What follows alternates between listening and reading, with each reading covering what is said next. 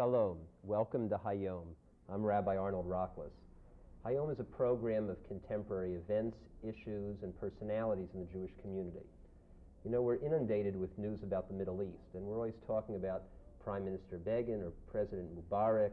We're talking about the PLO and terrorism and economics and politics. But there's a time that we have to look at the face-to-face issues in the Middle East, the human issues in the Middle East. Martin Buber said, it's important for Jews and Arabs not just to live next to each other, but also together. Our guests today are trying to live that out. We have with us Abed Najjar, Jacob Zonensheim, and Daniel Podnos. These three gentlemen are involved in work for rapprochement between Jews and Arabs in Israel. First, Abed, you're with a group, a collective settlement known as Neve Shalom. Can you tell us a little bit about that? Yeah, first of all, Neve Shalom, it's the Hebrew name, and if we translate it to English, it's Oasis of Peace, and in Arabic, Wahat al-Salam. It's a very unique community living together, Arabs and Jews, trying to create conditions that more and more Arabs and Jews can meet together and have contact and also can learn one about the other. As an Arab, is it difficult for you to feel yourself to be a full Israeli? Full Israeli? To be an Israeli, do you feel yourself to be an equal Israeli citizen with Jewish Israeli citizens? Yeah, I want to be equal as all of the other citizens in Israel. Do you feel that you are now? If we want to speak about the law, there is no distinguish between Arabs and Jews in Israel. But actually, there are some places that differences between Arabs and Jews. Jacob, you live in Neve Shalom also. Tell us, right. Tell us what the settlement is like. How many Jewish families? How many Arab families? At the present, we have in Neve Shalom 35 residents. But actually, we are altogether about 150 people working in this project. Since there is a group of now about 100 people, counselors, educators, youth leaders, who are doing the educational work done in Neve Shalom, and they are not living in Neve Shalom, mainly because we don't have the facilities to let them live in Neve Shalom. But others live in other places because we want them to do the educational work that we are doing in Neve Shalom also in their places. Is it unusual for Jews and Arabs to live together in a settlement? We have several places in Israel, towns mainly, where Jews and Arabs are living in the same town, but there they are living in different, separate neighborhoods. This is a unique example where Jews and Arabs, by their own will, came and decided to live and to construct their own settlement together. For how long did you plan this settlement? I mean, were you thinking about it for years and years and years, and you finally did it? You're not that old that you could have thought about it for years and years and years. It happened. Abed and me and others, we participated in a summer camp that was at Neve Shalom, at the hill of Neve Shalom. No one lived there then. It was a summer camp for Jews and Arab students from all over the country, and it was a marvelous seminar. Workshop and seminar actually, and then a group of us decided to create what we call in Hebrew Gar'in, a seed, who will try to tackle the conflict between the Jews and Arabs in Israel. And in the beginning we didn't know actually what we are going to do, so we met each month at a place at Neve Shalom, and gradually we got to the idea that we must settle together in Neve Shalom. So at the beginning of '79, the first group of families came to the place, settled, and together with establishing the community and the settlement, we established what we call the Peace Educational Center, where we are bringing youth to see that Jews and Arabs actually can live together and to learn how to do it. And Daniel's involved in that kind of work too through a group called Partnership. Tell us a little bit about that.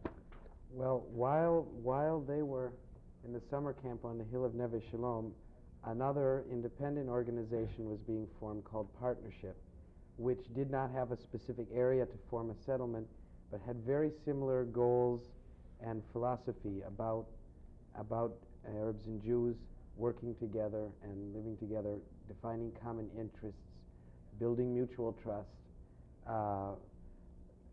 very similar kind of thing. And we were doing and developing educational and social programs, which we discovered through the years were very similar to what Neve Shalom was doing independently after 1979. In 1980, we formally started doing projects together, pooling financial and human resources, techniques, notes. We run a joint course for training counselors to run these many different workshops. And we found that by pooling resources, and even with some other similar organizations, that we're able to achieve even more than the sum total of the people involved. I'm going to ask you each the same question.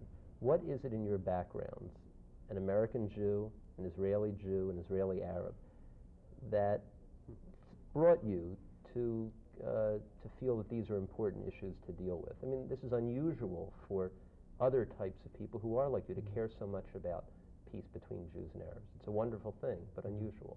So we'll start with Dan. Well, that's a tough one. I try to answer that question to myself very often, and going back over the various similar things I was involved in the States.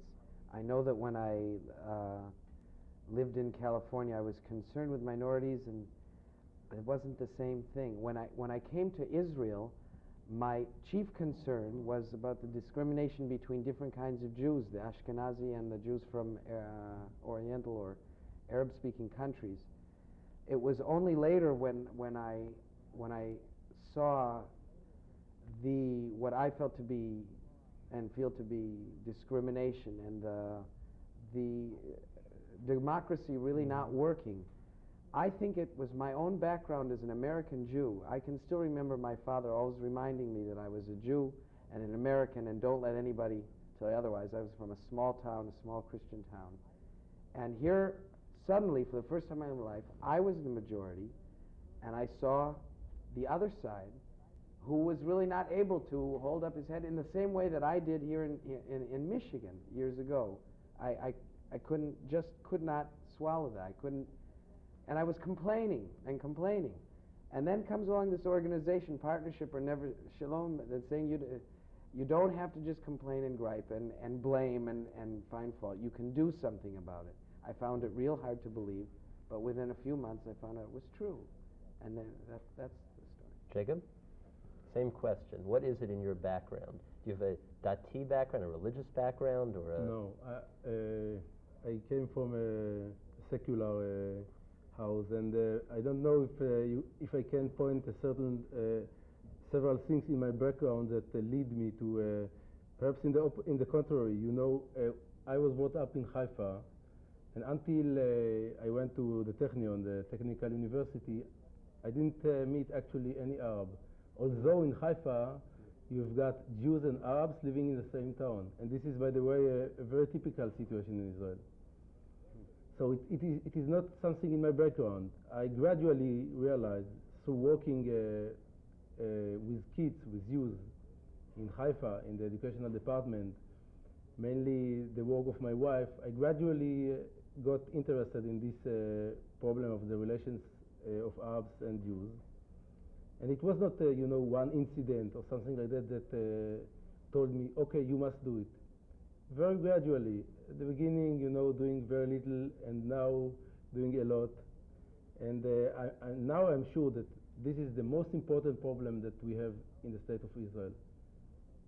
The relations between the Jews and the Arabs. And without solving it, we'll inevitably have in a certain point, a social explosion in Israel. Abed, whose name means Abdul Salam, Prince of Peace. How about you?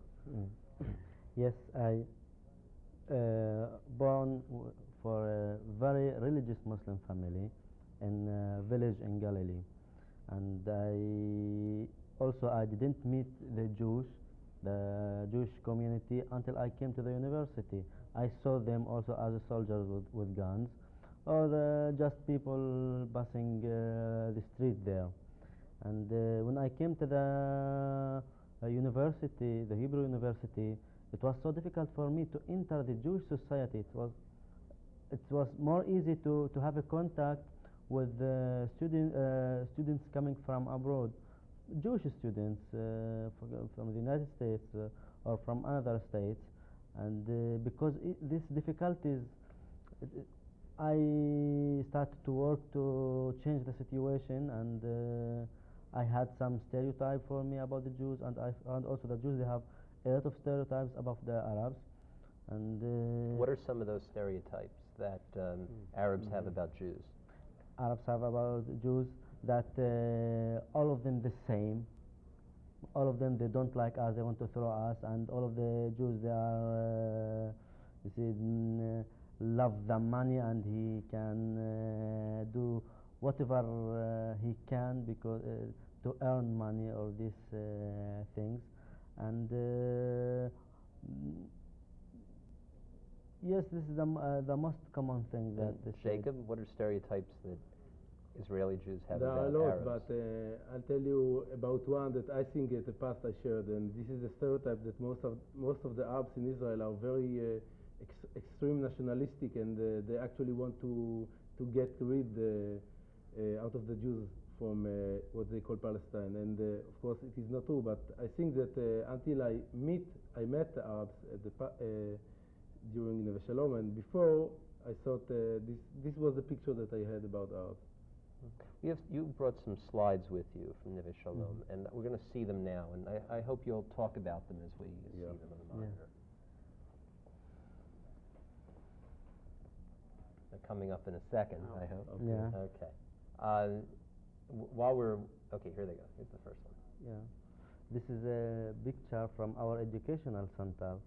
It's a group of youths, Arabs and Jews, together. Here we are seeing the first family building being built by the group that I was talking before, the SEED.